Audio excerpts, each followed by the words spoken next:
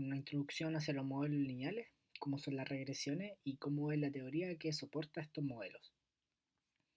En particular, el modelo básico, que es por todos conocido como la regresión lineal, eh, tiene como parte de él una variable de salida, que es esta y que denotamos, y un modelo que representa una relación lineal, una combinación lineal entre las variables de entrada, o las variables independientes que son las x, y además asocia un error, o los conocidos residuos, que están presentes y son de forma aleatoria, y en particular en el modelo clásico, estos errores siguen el modelo de Gauss, es decir, se distribuyen de forma normal, pero con ciertos parámetros que son conocidos.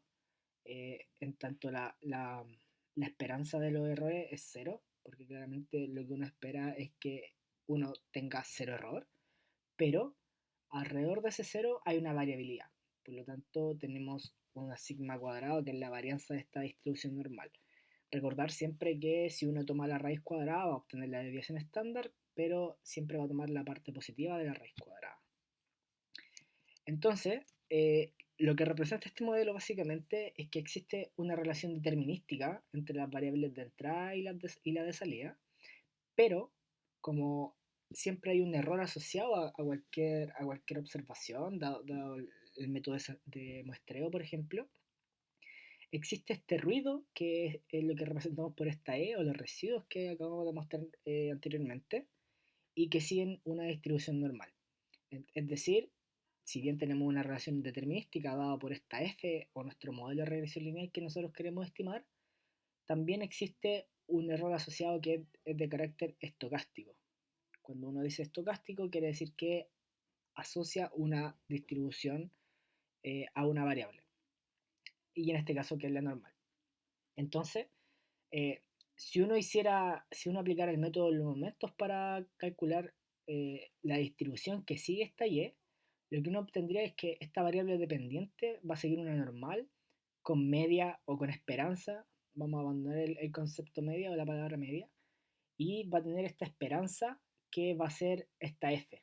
Es decir, que nosotros vamos a esperar un resultado y ese resultado esperado va a corresponder a la combinación lineal que hemos obtenido y que hemos ajustado en nuestro modelo. Y además va a tener una variabilidad, que va a ser la variabilidad asociada a estos errores, ¿cierto? Y notar siempre que es importante eh, ver que esta variabilidad que tenemos ahí es constante, es decir, no va a cambiar. Eso es un supuesto muy grande que hay que probar posteriormente. Entonces, en este sentido, hay que entender dos puntos importantes, en donde esta f o este modelo que nosotros vamos a estimar y que vamos a obtener posteriormente representa el valor esperado de una combinación lineal de estas variables independientes o de entrada de input que uno siempre quiere, que uno pretende que explican mi variable de salida. Y por otro lado, lo que acabamos de explicar es que existe un error asociado que es estocástico, o puede ser llamado también incertidumbre o ruido, o sesgo también hay muchas personas que usan esa palabra, pero que es importante notar, y el comentario que he recalcado ya varias veces, que esta varianza, si bien es positiva, es constante. Por lo tanto, cuando esta varianza es constante en todo mi modelo, eso nos va a permitir afirmar que nuestra incertidumbre, si bien existe, está bajo control. Y es un supuesto importante. Entonces, cuando uno trabaja con una sola variable de entrada, o un input, una variable independiente, se le asocia el nombre de regresión lineal simple, mientras que si uno trabaja con muchas variables de entrada, tiene una regresión lineal múltiple. Entonces, es importante, ¿cierto? Que no importa cuántas variables tenga mi modelo, sino que existen dos formas de estimar este modelo, porque es lo que finalmente nos importa, más allá de planear nuestro modelo y de formularlo. Vamos a tener dos métodos por excelencia, que son los clásicos, que es los mínimos cuadrados ordinarios y la estimación por máxima verosimilitud, en donde vemos que el primero no asume una distribución asociada y solamente minimiza un error. Y por otro lado, la forma de construir esta función de mínimo error cuadrado es claramente formar la función asociada que tiene el error cuadrático para que sea positivo y sea convexo, una función convexa. Es una medida que es la diferencia entre lo observado y lo esperado, que va a corresponder a la diferencia entre el valor real y lo que me entregaría mi modelo. Ahora lo que sí asume es que intrínsecamente lo que asume es que existe una independencia lineal entre los parámetros, porque si no, cuando uno quiera invertir la matriz, porque finalmente va a solucionar un sistema lineal, lo que hace es invertir una matriz y si las variables no son independientes entre sí, el determinante lo que va a hacer es ser muy cercano a cero. Por lo tanto, cuando se invierte la matriz, como se tiene una división por el determinante, ese método va a diverger o va a dar cualquier cosa. Inclusive podría dar que el sistema no tiene solución.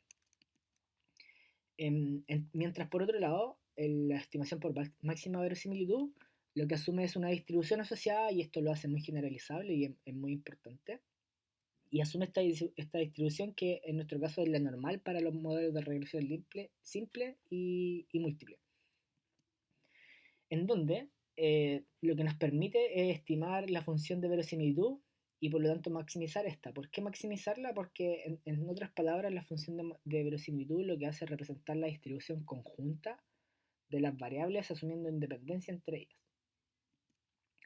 Y es justamente lo que menciona este último punto, que asume independencia. Y eso es muy similar a lo que se hace en mínimos cuadrados. Una ilustración de lo que uno logra con una regresión lineal es la siguiente, en donde se tienen ciertas observaciones que son los puntitos negros, en donde vamos a tener una regresión lineal simple que nos va a otorgar un plano o un hiperplano si es que estamos trabajando en una dimensión mayor, y por lo tanto la diferencia entre lo que daría esta recta o plano o hiperplano hacia el valor conocido es el error, y por lo tanto, como es una recta, también tenemos una pendiente asociada y un coeficiente de posición. Esto es importante. Entonces, como uno asume una distribución normal, aquí uno podría decir que a través y a lo largo de toda esta regresión lineal, de este plano encontrado, uno podría estimar ciertos intervalos que me permitirían trabajar y hacer inferencia estadística, pero siempre siguiendo el supuesto de la distribución que uno asumió y que uno utilizó para la verosimilitud. Y por eso es mucho más generalizable utilizar verosimilitud que mínimos cuadrados. Ahí vamos a ver un ejemplito. Entonces, es importante siempre destacar que como esto depende de los datos hablan, pero es fácil ver esta cosa cuando es de dos dimensiones, o tres inclusive, pero cuando uno trabaja en muchas dimensiones no es tan fácil de identificar casos como el siguiente, en donde uno puede tener un conjunto de datos en donde van a tener valores satíricos o los outliers, y eso nos va a arruinar un poquito nuestro proceso, pero si uno lo removiera, nuestro proceso va a mejorar mucho. Y entonces ese sería un estudio previo a lo nuestro, pero que si no se hace, eventualmente uno tendría un resultado que no es favorable, a pesar de que nuestro modelo siga los lineamientos siempre de la teoría para modelar algo. Por otro lado, si uno está trabajando en más de dos dimensiones, si uno viera toda esa nube de puntos como una sola, sin separarlas por color, tendría una recta que no es recta para nada. Entonces lo que uno hace, una estrategia es identificar ciertos patrones, ¿verdad? Como esas tres especies que hay, que son tipos de flores, que es el conjunto de datos del iris, en donde uno lo que haría sería ajustar un modelo para cada una de esas nubes de puntos. O sea, me daría un resultado mucho mejor que trazar solamente una línea transversal a esos tres tipos de puntos, o esos tres colores que tenemos ahí. Es una estrategia de modelar. Entonces, si ya nos vamos a cómo se estima, cómo se utilizan estos dos métodos, que es lo que a nosotros nos importa, es que el primero de ellos, los mínimos cuadrados, en donde se tiene la función de error que es asociada a esto, y corresponde a la suma total, ¿cierto? De el valor observado sobre el esperado, que es este y gorrito. Y siempre al cuadrado, porque eso nos permite formar una función convexa y tener un error siempre positivo y que no se anulen entre sí.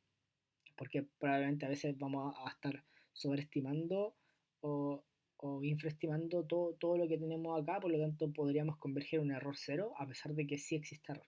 Por eso es importante el cuadrado.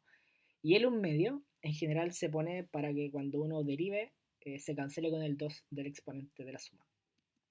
Entonces, si nosotros consideramos una cantidad de muestra de n filas, ¿cierto? N datos, lo que se quiere estimar es una función, una regresión lineal simple, con una variable de entrada y dos parámetros a estimar, beta 0 y beta 1.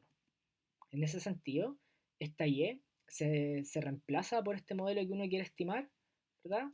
Y lo que se hace es derivar respecto de cada componente, hacer las derivadas parciales a beta 0 y a beta 1 para formar un sistema de ecuaciones lineales, que en este caso va a ser de 2 por 2, y se va a obtener la solución final del modelo ajustado.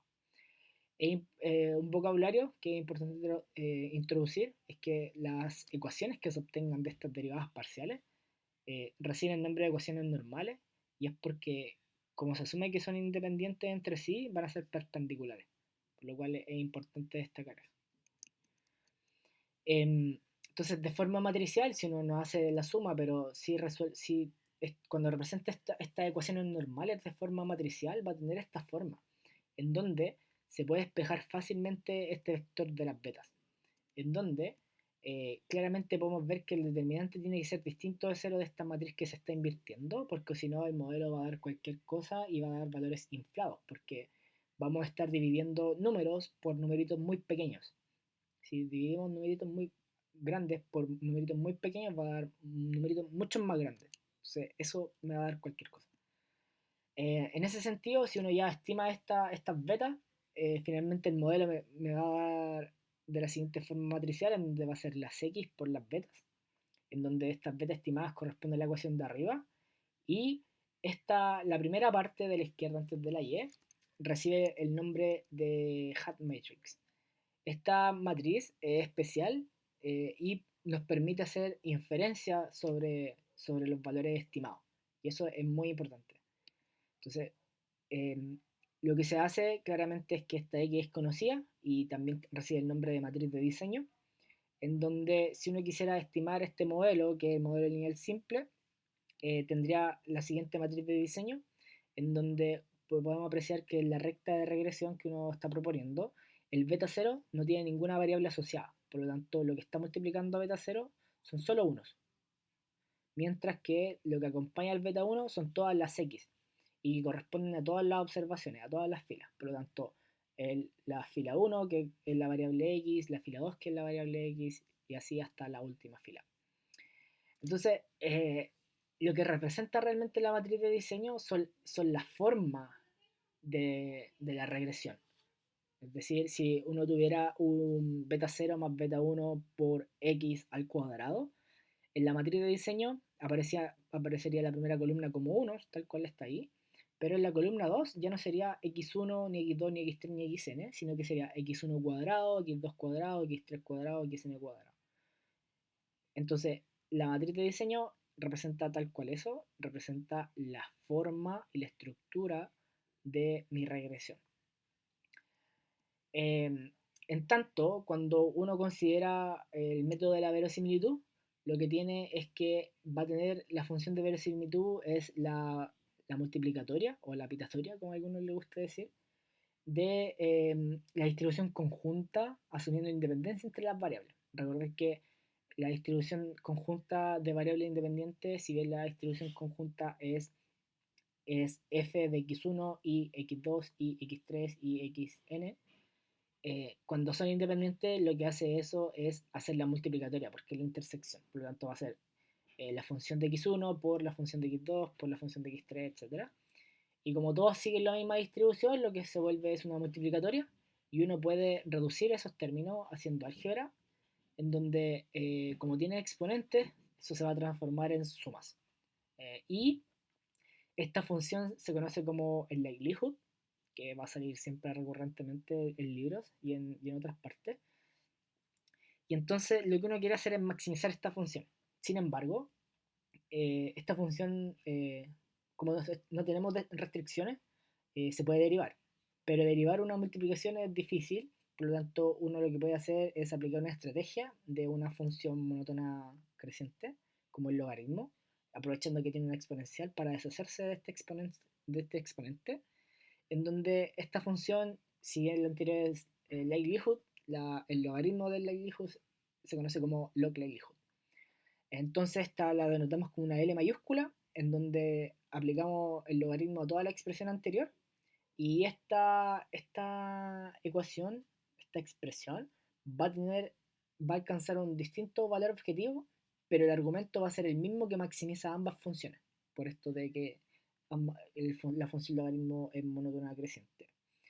Entonces, es importante notar que la solución, si bien cuando uno asume una regresión lineal, lineal o múltiple, perdón, simple o múltiple, lo que hace es llegar al mismo resultado que los mínimos cuadrados, ¿sí? Pero eso solamente pasa aquí y es una coincidencia, ¿ok?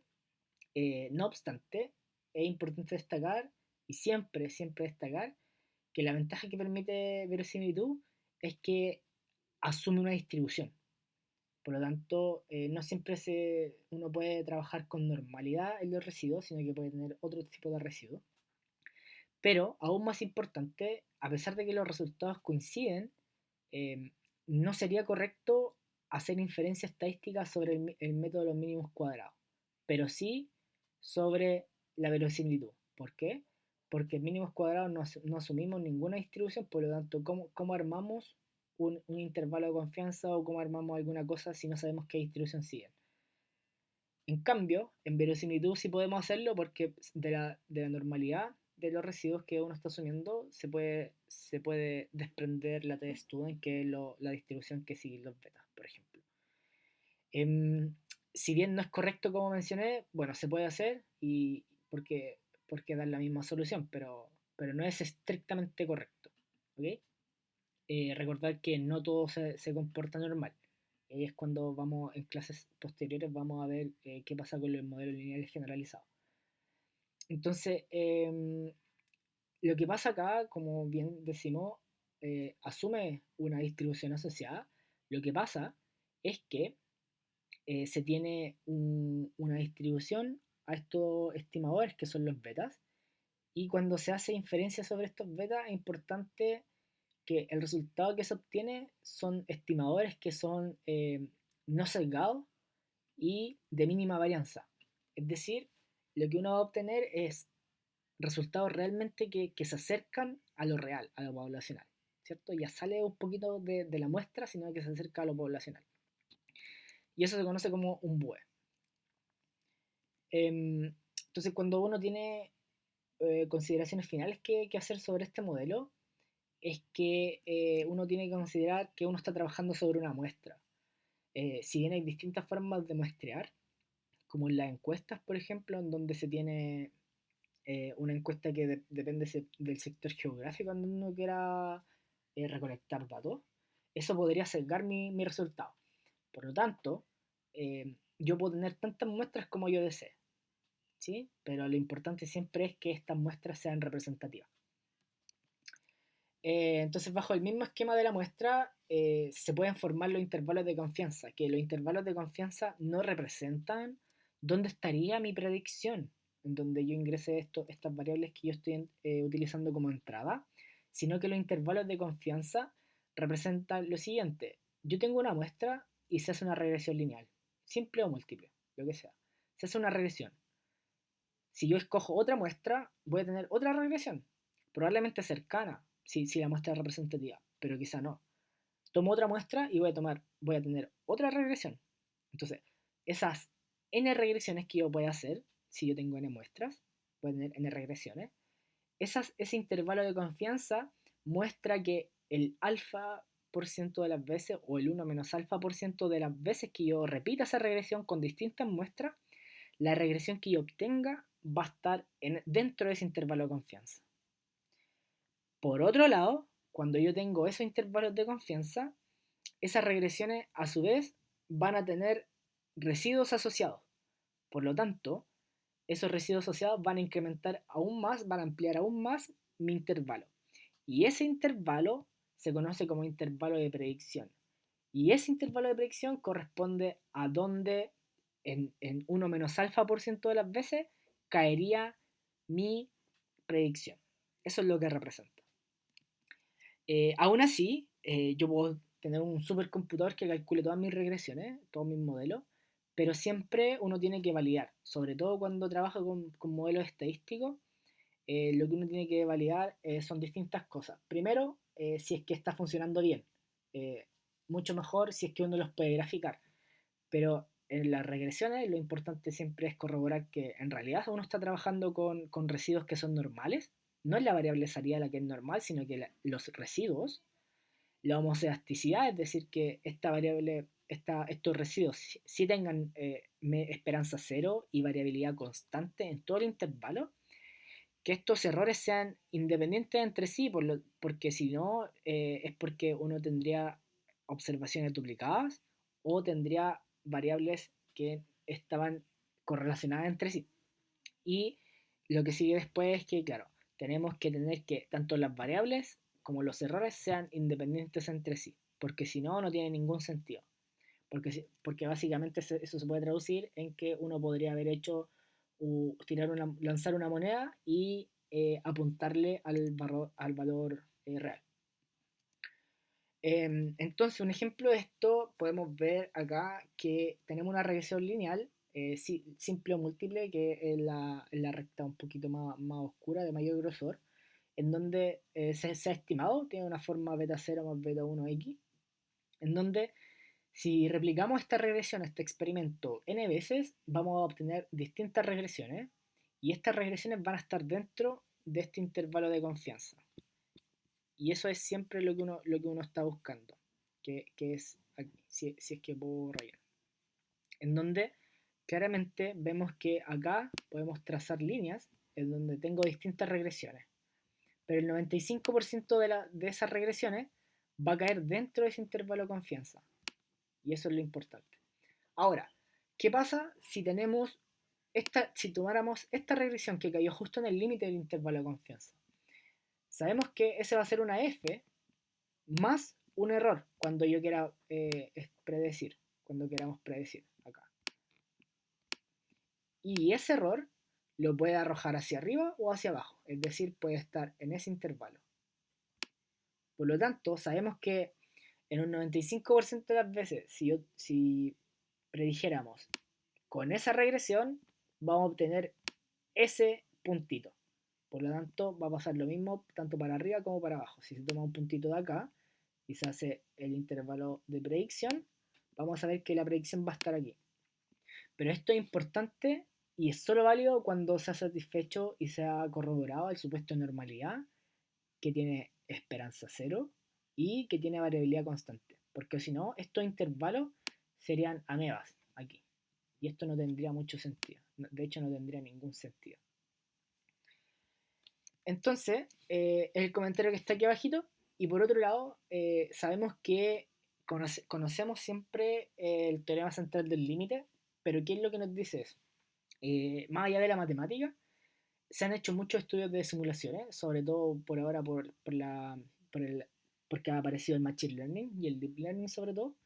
Y cuando uno hace un modelo, que sería este beta 0 más beta 1 por x, lo que en realidad está haciendo es estimar valores.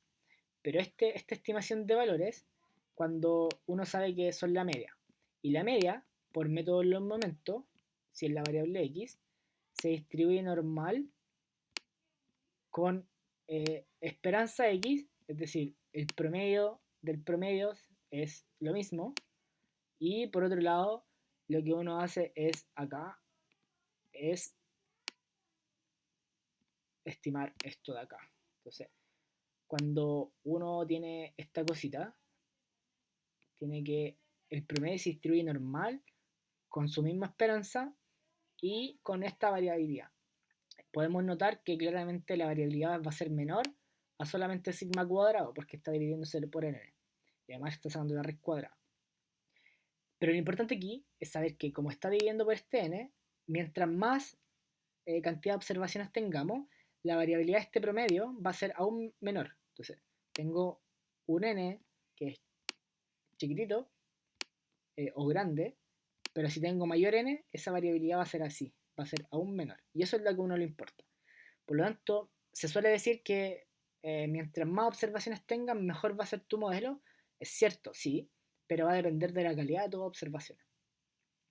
Estudios de simulación, retomando lo que comentario que comencé, han, han concluido que se requieren 10 observaciones por cada parámetro que uno quiera estimar. Es decir, para este modelo, para solo este modelo, un buen modelo, insesgado y con mínima varianza, nosotros necesitaríamos 20 observaciones para calcularlo.